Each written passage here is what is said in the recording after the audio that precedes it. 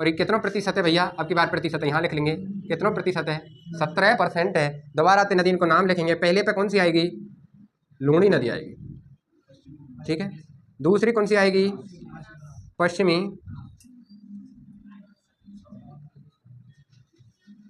तीसरी कौन सी आएगी,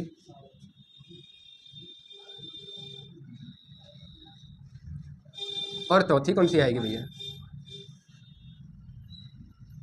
माही नदी, ठीक है भैया, लिख लियो, ये चीज़ें लिख लेंगे आपने, ठीक है। अब थोड़ा सा यहाँ जैसे मैं मैप बना रहा हूँ ऐसे इंडिया को, तो थोड़ा सा मैप बनेंगे, कैसे भी बना लेंगे भाई,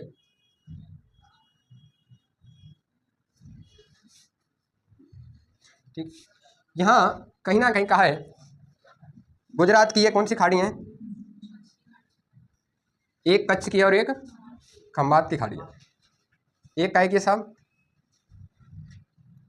कच्छ की है और एक खंबात की खाड़ी है। अब मतलब राजस्थान का है, थोड़ा सा ज़्यादा बड़ा बना दिया मैंने,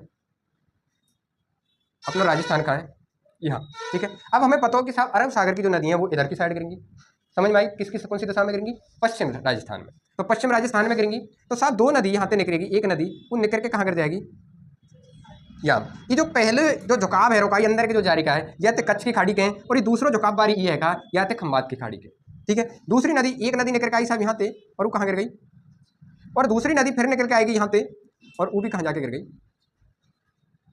ठीक है साहब।